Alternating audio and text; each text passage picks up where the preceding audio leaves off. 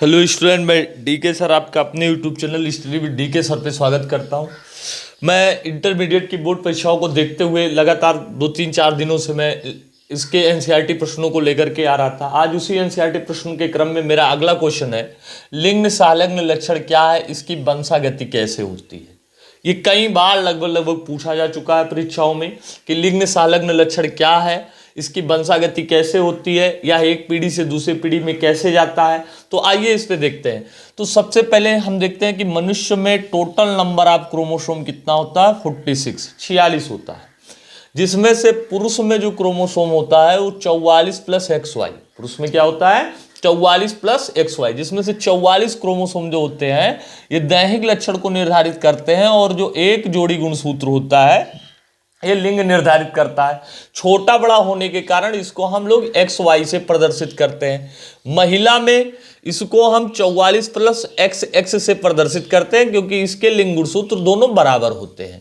और ऐसे लक्षण जो लिंग गुणसूत्र के साथ जुड़ करके एक पीढ़ी से दूसरी पीढ़ी में जाता है उसको हम लोग क्या कहते हैं, लिंग संलग्न लक्षण कहते हैं। जो लिंग क्रोमोसोम के साथ जुड़ करके एक पीढ़ी से दूसरी पीढ़ी में जाता है, ऐसे लक्षण को हम लोग क्या बोलते हैं, लिंग संलग्न लक्षण बोलते हैं। तो कुछ ऐसे लक्षण होते हैं जो X लिंग संलग्न होते हैं, मतलब X गुणसूत्र के साथ जुड़कर जाते हैं, और कुछ ऐसे लक्षण होते हैं जो Y लिंग संलग्न लक्षण होते हैं। तो X लिंग संलग्न लक्षण में क्या आएगा, हीमोफीलिया और वर्णांधता आता है। क्या आता है, हीमोफीलिया और वर्णांधता आता है। और जो Y लिंग संलग्न लक्षण होता है इसमें क्या आता है, हाइपरट्राइकोसिस। तो आइए हम देखते हैं इसकी वंशागति कैसे होती है। सबसे पहले मान लिया कोई सामान्य पुरुष है और इसकी शादी हम किसके साथ कराते हैं, किसी हीमोफिलिक महिला के साथ, जिसको हीमोफीलिया हुआ हो। हीमोफीलिया है क्या, हीमोफीलिया एक प्रकार की बीमारी है जिसमें अगर व्यक्ति कट जाता है तो उसके ब्लड का जल्दी कागुलेशन नहीं होता है, थक्का नहीं बहता है, वो बहता रहता है और व्यक्ति की मृत्यु हो जाती है। सबसे पहले ये ब्रिटेन के राजघराने में महारानी एलिजाबेथ में देखा गया था, तो इसीलिए इसको राजरोग के नाम से भी जानते हैं। तो पुरुष का जो लिंग गुणसूत्र होगा वो क्या होगा, XY, और महिला का जो लिंग गुणसूत्र होगा वो क्या होगा, XX होगा। सबसे पहले आप जान लीजिए, चूंकि ये X लिंग संलग्न लक्षण है तो इसके फैक्टर अगर पुरुषों में X पर होगा तो पुरुष कैसा होगा, हीमोफिलिक होगा। और महिलाओं में अगर एक X पर है एक पे नहीं है तो महिला वाहक होगी, और अगर दोनों पर है तो महिला क्या होगी, हीमोफिलिक होगी। मतलब इसके हीमोफिलिक के फैक्टर अगर महिलाओं में दोनों लिंग गुणसूत्र पर है तो वो महिला क्या होगी, हीमोफिलिक होगी। एक पर है वाहक होगी, और पुरुषों में केवल X पर रहेगा तो पुरुष क्या होगा, हीमोफिलिक होगा। आइए देखते हैं अब यहाँ पे दो गैमेट बनेंगे, कौन कौन सा, एक X और एक Y। यहाँ पे क्या बनेंगे, यहाँ भी दो बनेगा, क्या बनेगा, XX। तो सबसे पहले हमने कहा हीमोफिलिक मतलब यहाँ भी H होगा, यहाँ भी H होगा। अब यहाँ भी H आ जाएगा, यहाँ भी H आ जाएगा। अब अगर इसको हम इसके साथ मिलाएं तो क्या बनेगा, X और X पर H। फिर इसी को इसके साथ मिलाएं तो क्या बनेगा, X पर H। फिर अगर इधर से मिलाएं तो क्या बनेगा, Y और X पर H। फिर सर इसके साथ मिलाएं तो Y और X पर H।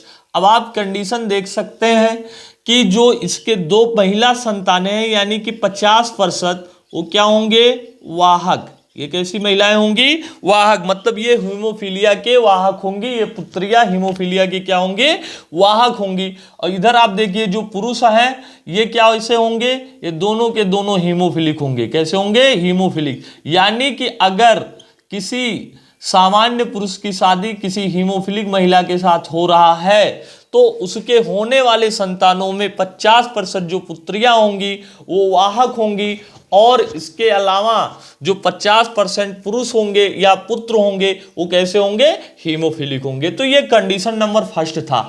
दूसरी कंडीशन को आइए हम लोग देखते हैं। दूसरी कंडीशन में क्या होता है, दूसरे कंडीशन में अगर हम किसी सामान्य पुरुष की शादी, मान लिया कोई सामान्य पुरुष है और इसकी शादी किसके साथ करवाया जा रहा है, अब की बार वाहक महिला के साथ। कोई महिला कैसी हो, वाहक हो, उसके साथ अगर इसकी शादी होगा तो कंडीशन क्या बनेगा, पुरुष कैसे है, सामान्य है, महिला कैसी है, वाहक है। अभी हमने कंडीशन देखी, यहाँ पे लिखा हुआ है X पर H होगा और x होगा।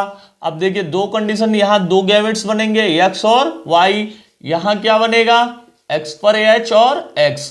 फिर हम क्या करेंगे, इसको इसके साथ मिलाएंगे, क्या बनेगा x x पर h, फिर इसको इसके साथ मिलाएंगे, क्या बनेगा x x, फिर यहां पे क्या होगा x x, यहां पे क्या होगा x पर h और y, और यहां पे क्या होगा एक्स वाई। तो आपने क्या कंडीशन देखा, टोटल संतानों में से 25% संतान जो पुत्रियां होंगी ये वाहक होंगी, 25% पुत्रियां कैसी होंगी, वाहक होंगी, और 25% पुत्रियां और जो होंगी ये कैसे होंगे, सामान्य होंगे। 25% पुत्र जो होंगे वो कैसे होंगे, हीमोफिलिक होंगे, कैसे होंगे, हीमोफिलिक होंगे। और इसके अलावा जो 25% पुत्र होंगे वो कैसे होंगे, सामान्य होंगे।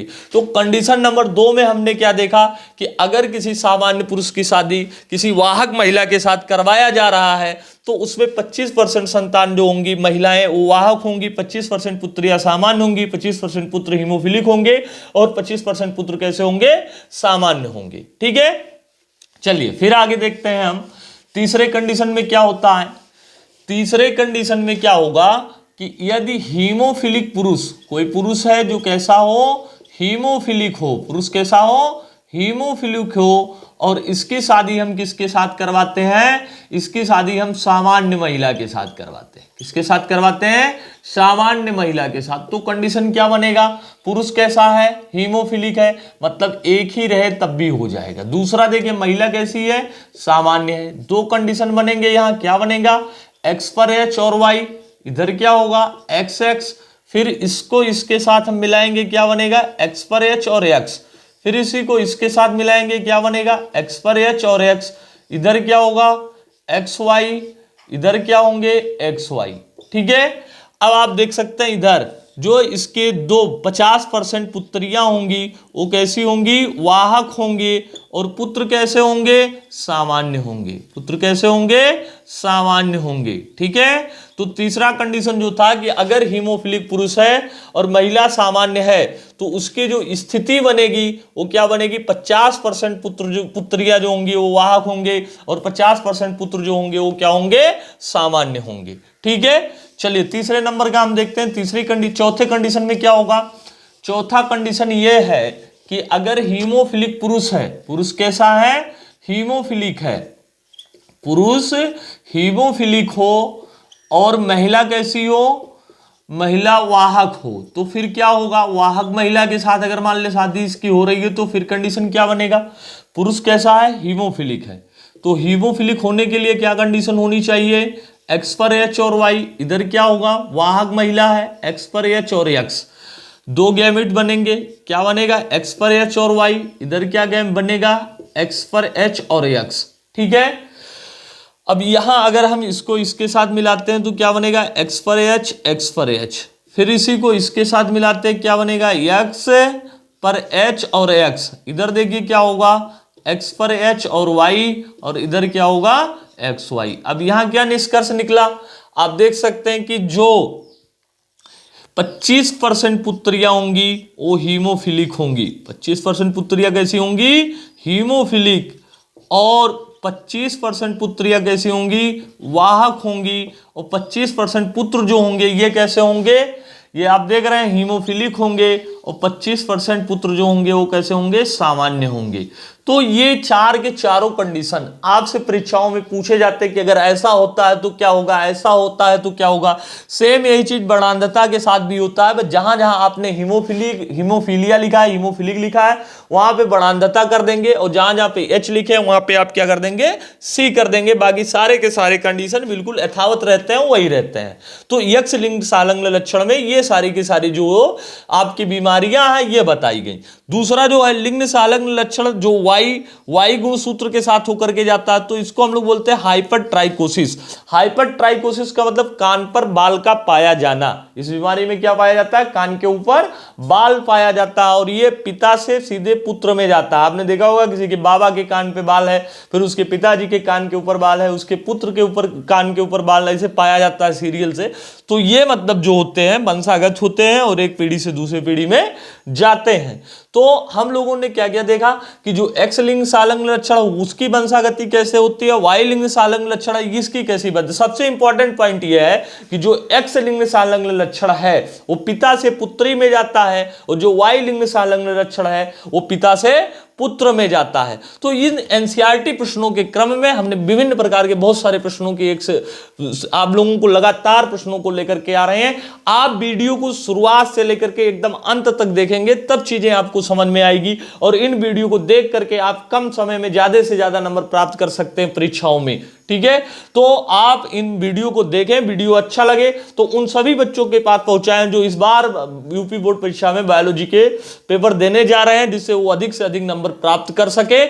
और वीडियो को लाइक करें, कमेंट करें, जो टॉपिक आपको समझ नहीं आता वो टॉपिक पे बताएं, मैं उन टॉपिक पर वीडियो लेकर के जरूर आऊंगा, आपको जरूर उस टॉपिक को समझाने का प्रयास करूंगा जिससे आप परीक्षा में बेहतर नंबर प्राप्त कर सके। Thank you.